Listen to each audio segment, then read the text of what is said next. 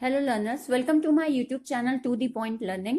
आज मैं आपके साथ चैप्टर नंबर 9 डिस्कस करने जा रही हूँ, जो कि है आपका psychology and sports of class 12 physical education से। तो इसमें सारे पार्ट्स जो इस चैप्टर के हैं वो मैं यहाँ डिस्कस करूंगी। तो बिल्कुल आप आगे की सीरीज भी देखिएगा, और इससे पहले भी मैंने कई चैप्टर्स के पार्ट्स डिस्कस किए हैं। तो अगर आपको क्लास 12 के फिजिकल एजुकेशन के किसी चैप्टर में कोई कंफ्यूजन है तो आप बिल्कुल क्लास 12 फिजिकल एजुकेशन की प्लेलिस्ट पे विजिट करें और वहां वीडियोस देखें। तो स्टार्ट करते हैं सबसे पहले डेफिनेशन ऑफ पर्सनालिटी पे। यानी सबसे पहला कॉन्सेप्ट जो आपका यहाँ पे है वो पर्सनालिटी है। तो पर्सनालिटी की डेफिनेशन समझते हैं। Personality refers to an individual's characteristic. ये एक इंडिविजुअल की कैरेक्टरिस्टिक होती है, एक पर्सन के फीचर कहें, कैरेक्टरिस्टिक कहें, मिजाज कहें, उसको हम पर्सनालिटी में डिनोट करते हैं। पैटर्न ऑफ थॉट, किस तरह के उसके अंदर सोचने की क्षमता है, या किस तरह वो सोचता है, क्या उसकी सोच है।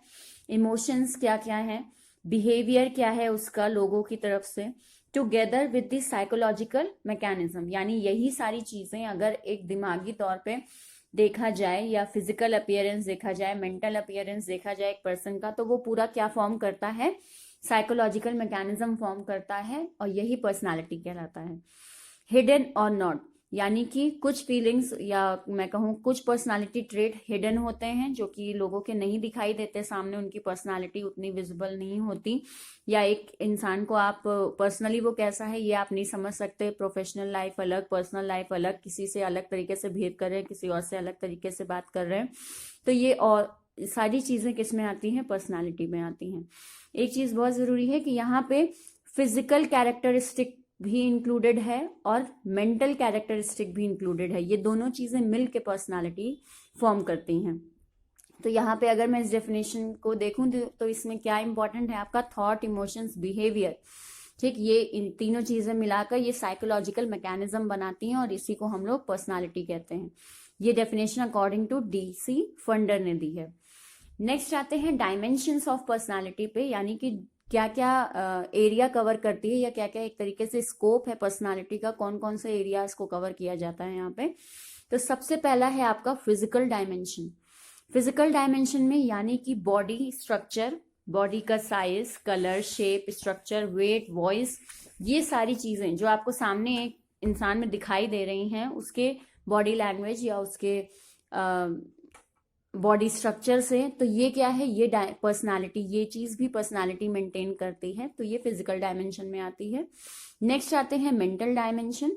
तो मेंटल डायमेंशन में दिमागी तौर पे वो उस इंसान की पर्सनालिटी कैसी है, यानी उसकी मेमोरी, याददाश्त, इमेजिनेशन, कैसी सोच है उसकी, कितना चीजों को वो किस एंगल से देखता है, रीजनिंग यानी कि सवाल जवाब करने की उसके अंदर कितनी एबिलिटी है, लर्निंग कितना याद रहता है, थिंकिंग प्रोसेस उसका क्या है, कितनी जल्दी वो चीज़ों को ग्रैब कर लेता है या कितनी जल्दी वो चीज़ों को समझ लेता है। तो ये सारी चीज़ें भी पर्सनालिटी हाईलाइट करती हैं। मेंटली बहुत ही एक्टिव पर्सन, काफ़ी उसकी पर्सनालिटी को हम देखकर कहते हैं कि हाँ ये बहुत ही एक्टिव इंसान है, इसका दिमाग बहुत तेज चलता है। तो ये चीज़ क्या है, ये भी पर्सनालिटी में ही इंक्लूड होती है। नेक्स्ट आते हैं सोशल डायमेंशन। यहाँ पे सोशल आइडियाज, सोशल बिहेवियर और सोशल एक्सेप्टेंस, यानी कि एक पर्टिकुलर पर्सन लोगों से इंटरैक्ट किस तरह कर रहा है, सोसाइटी में किस तरह बिहेव कर रहा है, ये चीज आपकी सोशल डायमेंशन में आती है। तो सोशल डायमेंशन में जनरली आप जब ग्रुप्स में बात करते हैं तो आप देखेंगे कुछ लोग बहुत शाय होते हैं, कुछ लोग केवल सुनने का काम करते हैं, कुछ लोग केवल लगातार पूरी भीड़ भर में बोले ही चले जा रहे हैं, अपनी ही बात कहे जा रहे हैं, कई बार दूसरों की बात काट के अपनी बात कहे चले जा रहे हैं। तो ये सारी चीजें किस में आती हैं, सोशल डायमेंशन में आती हैं। नेक्स्ट आते हैं लास्ट डायमेंशन, इमोशनल डायमेंशन।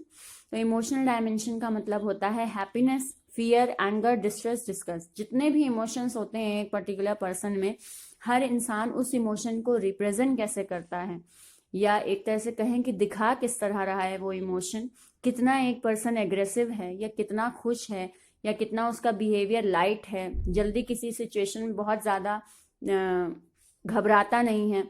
तो ये सारी चीज़ें क्या है, इमोशनल डायमेंशन। ये भी एक इंसान की पर्सनालिटी को दिखाता है। इसको ऐसे समझिए कि आपसे कोई सामने इंटरेक्ट कर रहा है और वो आपकी किसी बात पर, आपने उससे कुछ मजाक किया और उस मजाक पे उसने फौरन गुस्से में रिएक्ट किया। ये चीज क्या है, वो जो इमोशनल डायमेंशन है उस पर्सन का, जो उसकी पर्सनालिटी में, वो वीक है। क्यों? क्योंकि बहुत जल्दी गुस्सा आ जाता है, एंगर बहुत ज्यादा है।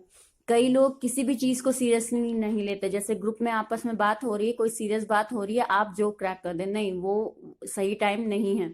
यानी कि वो आप सोशल डायमेंशन आपका अच्छा नहीं है।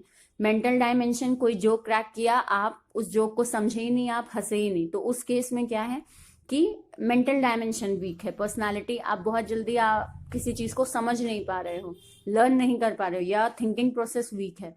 देन फिजिकल डायमेंशन, यानी कि बॉडी स्ट्रक्चर वगैरह आपका उतना अच्छा नहीं है, और इसकी वजह से आप ग्रुप में बहुत ज्यादा इंगेज नहीं हो पा रहे, लोगों से इंटरेक्ट नहीं कर पा रहे हैं, तो ये फिजिकल डायमेंशन। तो ये सारी ही चीजें एक इंसान की पर्सनालिटी को शो करती हैं, पर्सनालिटी को दिखाती हैं।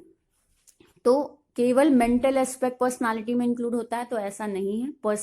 केवल मेंटल एस्पेक्ट नहीं होता, फिजिकल भी होता है, सोशल भी होता है, और इमोशनल भी होता है। तो ये आपका डेफिनेशन पर्सनालिटी की और उसकी डायमेंशंस आज मैंने डिस्कस की। कल मैं आपके साथ टाइप ऑफ पर्सनालिटी डिस्कस करूंगी। अगले वीडियो में टाइप ऑफ पर्सनालिटी डिस्कस करूंगी कि कौन कौन से टाइप डिस्क्राइब किए गए हैं, जो कि अक्सर आपके एग्जाम में क्वेश्चंस फॉर्म होते हैं। तो आप नेक्स्ट वीडियो भी देखिएगा। इस वीडियो से कोई कंफ्यूजन है या कोई आपकी क्वेरी है तो बिल्कुल उसे कमेंट सेक्शन में लिखें, और मेरे चैनल पर नए हैं तो सब्सक्राइब जरूर करें, लाइक करें, शेयर करें। Thank you and have a nice day.